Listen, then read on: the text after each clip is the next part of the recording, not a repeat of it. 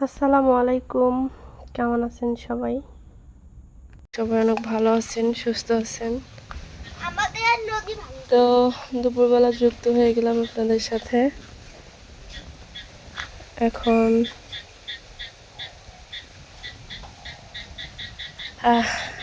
কিছুদিন আগে এটাতে আমরা থেকে মাছ মারছিলাম, আপনারা সবাই দেখছেন, কিন্তু হঠাৎ করে এত পরিমাণ বৃষ্টি হওয়ার কারণে এটা পুরোটাই হলো ভরাট হয়ে গেছে। আর পুকুরে যেগুলো মাছ ছিল সেগুলো হয়তো চলে যাবে নদীতে। আর আব্বু এখানে ট্যাপড়ায় বসায় রাখছে, সে ট্যাপড়াটি মনে উল্টে গেছে। তো যাই হোক, আবহাওয়াটা একদমই শীতল এবং ঠান্ডা, মানে ভালো লাগতেছে। গরম সেরকম নাই, কিন্তু অতিরিক্ত বৃষ্টিও ভালো না। তো হালকা বৃষ্টি হালকা গরম আমার মেয়ে বলতেছে। তো কয়েকদিন থেকে মানুষের খুবই খারাপ অবস্থার মধ্যে দিনকাল কাটছে, কারণ এত পরিমাণ তেলের দাম। আমরা সবাই জানি এত পরিমাণ তেলের দাম, তেল কিনে আমাদের হলো ক্ষেতের মধ্যে পানি দেওয়ার মতো থাকে না। তো আল্লাহর রহমতের বৃষ্টি হয়েছে, সবার ক্ষেতে পানি ভরপুর। আর পানির হয়তো বা মানে কিছুদিনের জন্য লাগবে না পানি। তো যাই হোক, সব কিছু হলো আল্লাহর ইচ্ছা। আর আমাদের বইয়ে ওয়া গার্ডেনে খুব ভালো করছে, ওয়া এখনই গেলে পুরো ওয়াগুলাই ডুবে যাবে।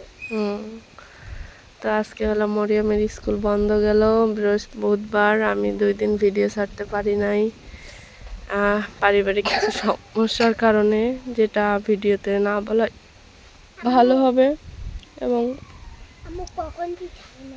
বেটার হবে।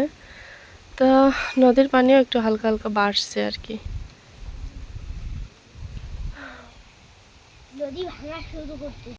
বৃষ্টি হয়ে চতুর্দিকে হলো হয়ে গেছে। তো আমি এখন যাব একটু লালমনিরহাট কাজের জন্য। তো তার আগে আমাকে যাইতে হবে সার আনার জন্য, খেতে সার দিব। আব্বু জানি কই গেছে, আমাকে বলে গেছে যে সারটা যেন আমি নিয়ে এসে রেখে দেই, কারণ বৃষ্টি হয়ে গেছে, এখন ক্ষেতের মধ্যে সার দিতে হবে। তো এই তো হলো মেয়ে মানুষ, যার ভাই না থাকে বাড়িতে, একটা মেয়ে থাকলে তার উপরে সব দায়িত্ব পড়ে। সত্যি কথা বলতে কি, যে আমি যে কাজকর্মগুলো করি, আমি যেগুলো করি সেগুলো আসলে ক্যামেরা ধরার মতো লোক নেই, না হলে আসলে দেখাই দিতাম যে আসলে আমি কি করি। আমার এই যে কথাবার্তা আপনারা শুনতে পারতেন না, শুধু কাজগুলোই হলো দেখতেন। আসলে ক্যামেরা ধরার মতো কেউ নেই। আমার মেয়েকে আমি চাচ্ছি না যে ক্যামেরা ধরা শিখুক, ফোন চালা শিখুক। অনেক বাচ্চা কাচ্চা আছে কি, যে 2-3 বছরের বাচ্চা কাচ্চা অনেক ফোনের মধ্যে কি সব কিছুই পারে, কিন্তু আমার মেয়ে এত মানে 6 বছর 7 বছরে পড়বে আর কি। তো 6 বছর, ও ফোনটা আমি যদি খুলে দেই, তাহলে যদি কার্টুন ছবি টবি দেখে না, কার্টুন দেখে, তাহলেও দেখবে, মানে যেটা বের করে দিব সেটাই দেখবে, কিন্তু পরিবর্তন করতে পারে না। এমনিতে ফোন টোন আসে, রিসিভ করতে পারে, কল টল দিলে শিখায় দিছি তো, কারণ মাঝে মাঝে দরকারি ফোন টোন আসে, তো বলছে যে আম্মু এভাবে রিসিভ করবা, কিন্তু এর বেশি কোনো কিছুই পারে না। তো এই জন্য আমার মেয়েকে আমি ফোন সম্পর্কে এত কিছু শিখাইতে চাচ্ছি না, যে ভিডিও কীভাবে, মানে ভিডিও করতে পারে, এমনি ক্যামেরা ধরতে পারে, কিন্তু আমার মতো এরকম সুন্দর করে ক্যামেরা ধরে টিয়া করতে পারে না।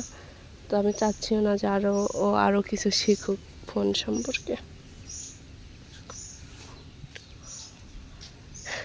এখন যে যুগ, মানে কি আর বলবো, ছোট ছোট 3-র বাচ্চা, 4-এর বাচ্চা, 5-এর বাচ্চা হলো প্রেম প্রীতি নিয়ে ব্যস্ত।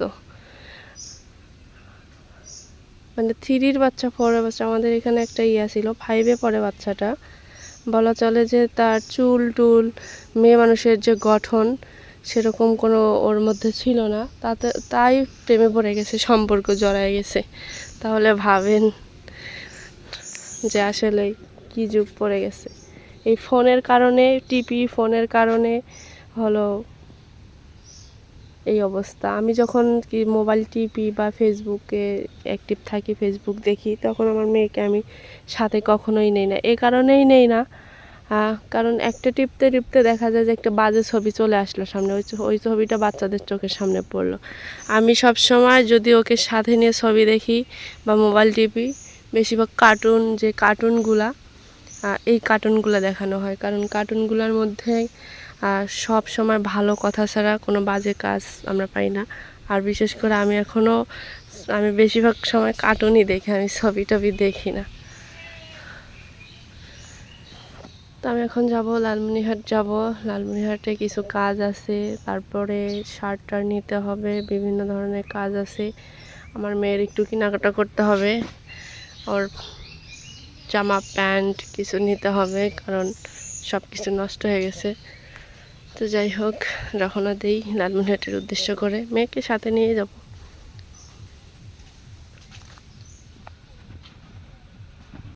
গুড় খাবে, গুড় কোন বাইছে হামারতে ঘরের সাথে 3-4টা ঘানে গুড়ে খুশি দিয়ে না ইয়াও করতে করতে সামনে সাথে না ইয়াও হয় না না গুড় কোন বাইছে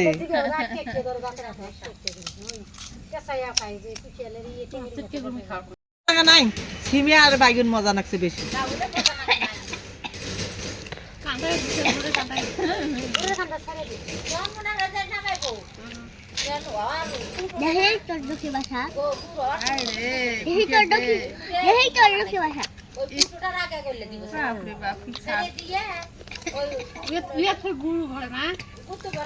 আমাদের এখানে বলে কুষার, কিন্তু বিভিন্ন জায়গায় বলে গ্যান্ডারি।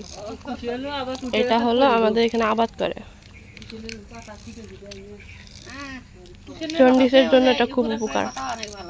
হ্যাঁ তোমার কুশিয়ার পাতা উঠি যায় না, ইউক্যালিপটাসের পাতা উঠি যাবে, দেখা না লাগে।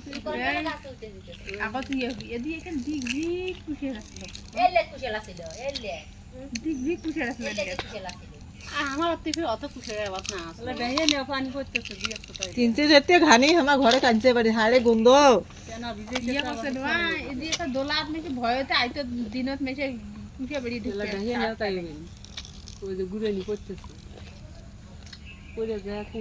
কোন মানুষ ভয়তে একলা কুশিয়া বেরিয়ে যায় নাই।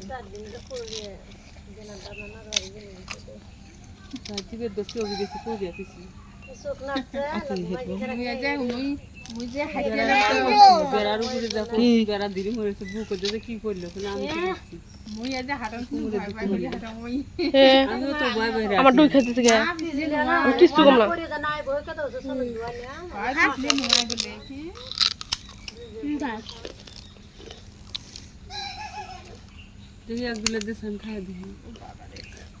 নাই আর ঘর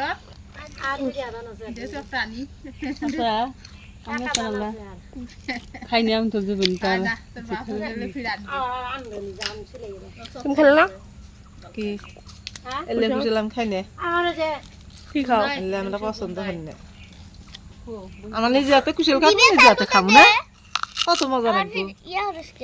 ফাঁস কাছে দা কুশল কিরি খায়, মিষ্টি আছে তো, ভেজাল ছাড়া। এটা হলো ভেজাল মুক্ত কুষার গ্যান্ডারি।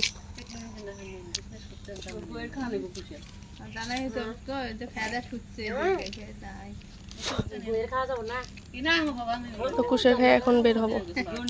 Bye bye.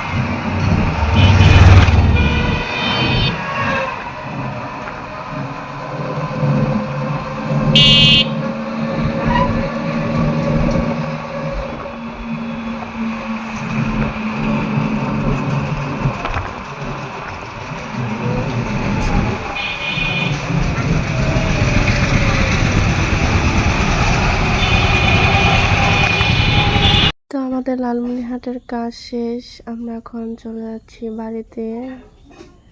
তো হালকা পাতলা রোদ উঠছে, তো বিভিন্ন ধরনের কাজ ছিল। আমি সব কিছু শেয়ার করতে পারিনি আপনাদের সাথে, কারণ অনেক দরকারি কাজ ছিল। সব জায়গায় ক্যামেরা করাটা ঠিক না, মানুষ হয়তো বা খারাপ চোখে দেখে। তো মাগরিবের আজান দিয়ে দেবে। আমি হলো দোলার মাঝখানে, একদম হলো দোলার মাঝখানে দাঁড়ায় আছি। ওই যে রাস্তা, আমি হলাম দোলার মাঝখানে, এই যে বাড়ি। তো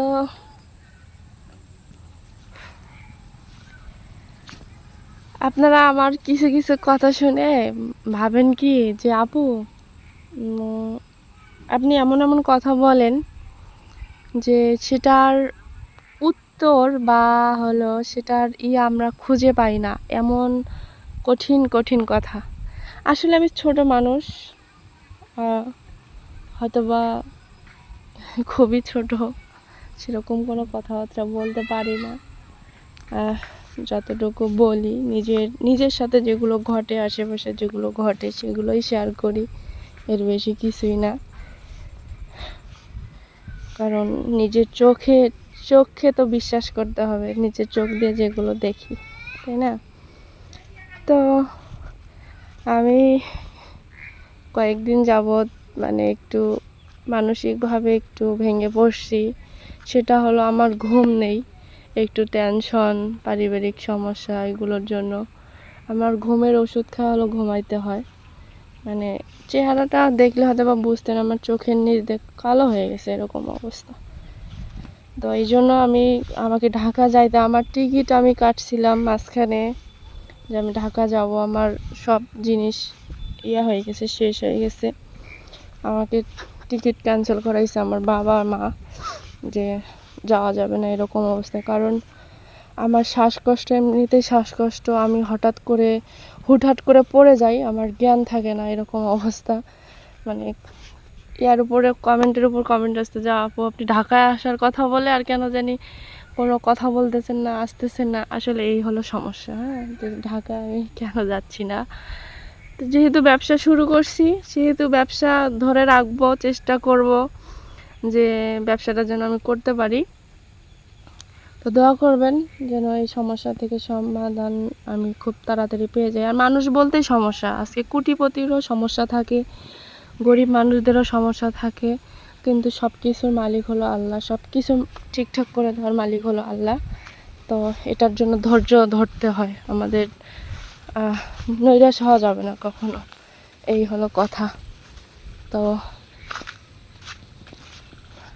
এখন যাব, বাসায় চলে যাচ্ছি, সন্ধ্যা হয়ে গেছে অবশ্যই। দেখেন আজান দিয়ে দেবে, মাগরিবের আজান দিয়ে দেবে কিছুক্ষণের মধ্যেই। আমি ছিলাম ওইখানে দাঁড়া। তো এই হলো,